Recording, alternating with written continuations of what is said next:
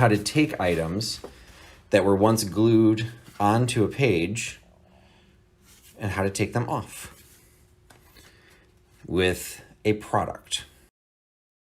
Well, if you got a dollar, well, just lousy down. You know that I got rhythm that could suit your budget fine.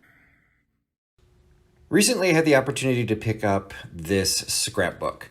Turn of the century, some of the pieces that are in it are prior to 1900. Unfortunately, it was in pretty rough condition. Some of the pages were falling out. You can see pretty much the entire spine is ripped apart. The cover itself, some of the coverings had been pulled back.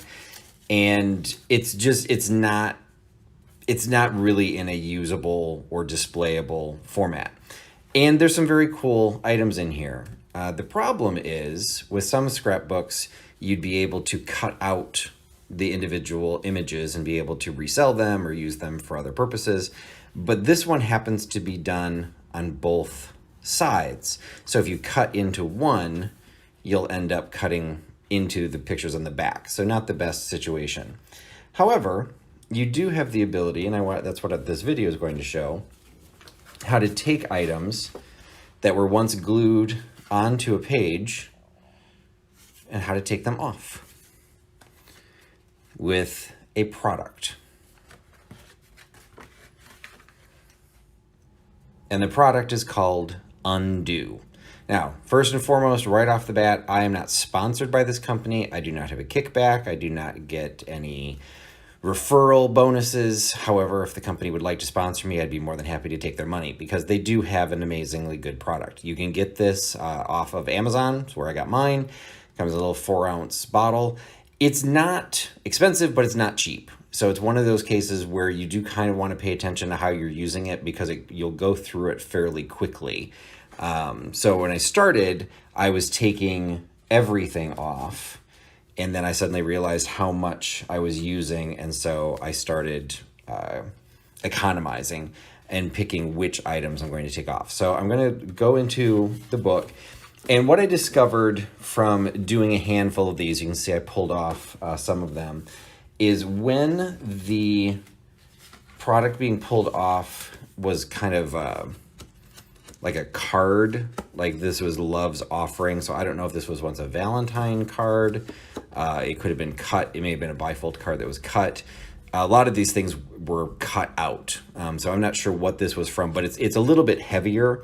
This came out fairly easily. I'll show you as I do the product. But it was easier to get something like this out than something like this because this appears to be cut from a magazine or something. It's extremely thin paper, and you can see what happened as I was starting to pull it off. I was tearing it. So I just did a few of these to kind of get the hang of it. That's now lesson learned. I need to keep that in mind.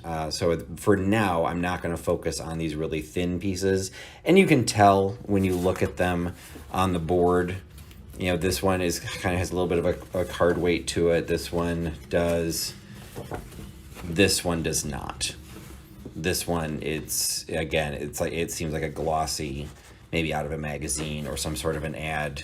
That if I'm going to do that, particularly with all these delicate edges, I'll probably tear them. So I'm going to find a piece that I want to pull off. We're going to start with this. It's a bird card of some sort. And you can see it is fairly well stuck on.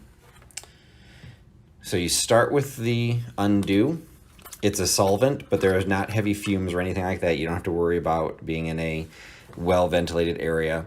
I'm in a hotel room, so no issues.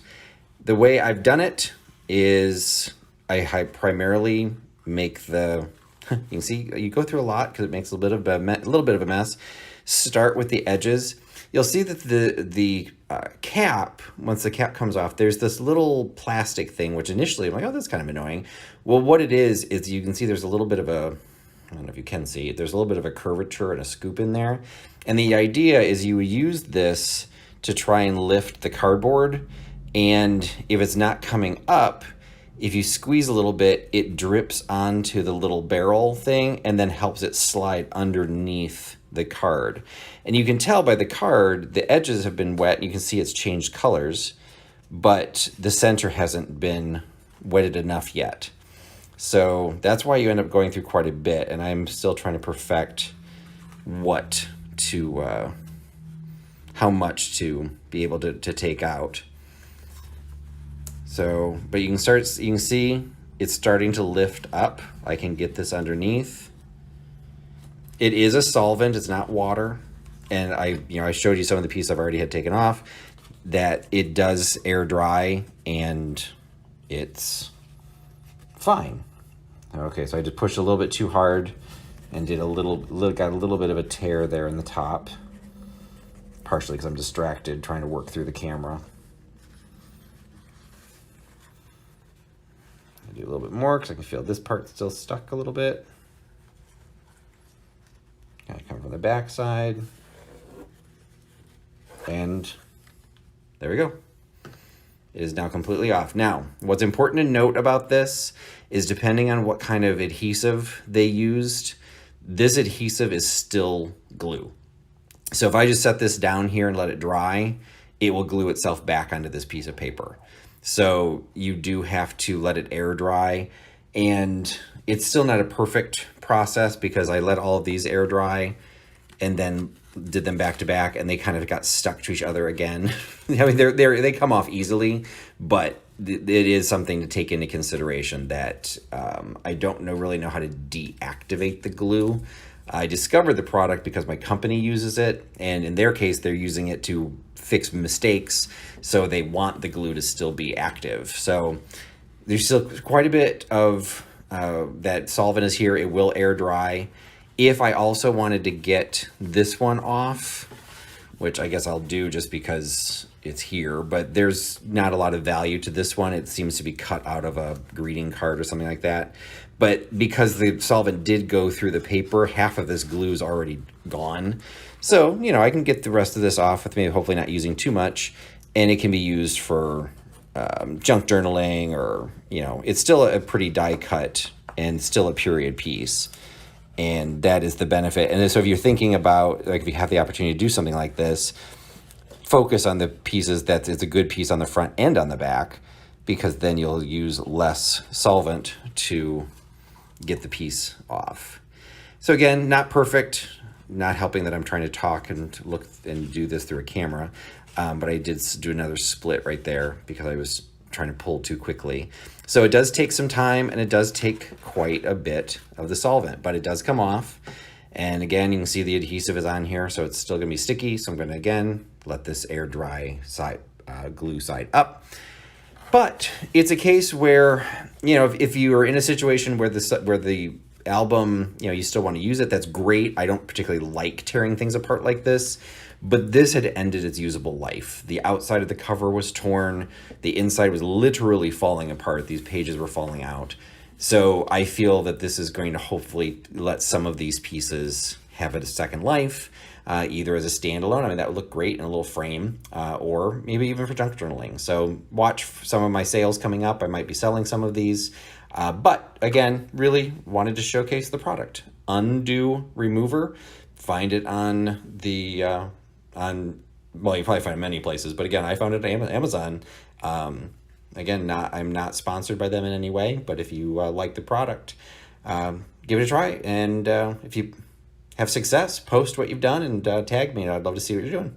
Thanks a lot for joining my video. Thanks for giving me your time. Thanks for putting your trust in Trusty Huckster. Talk to y'all again soon. Bye. Well, show me a sign if you're wishing me to stay. Otherwise, I say goodbye, finish out the day. And that sunrise in the morning and you got nothing to say. Oh, that's when I'll be headed on my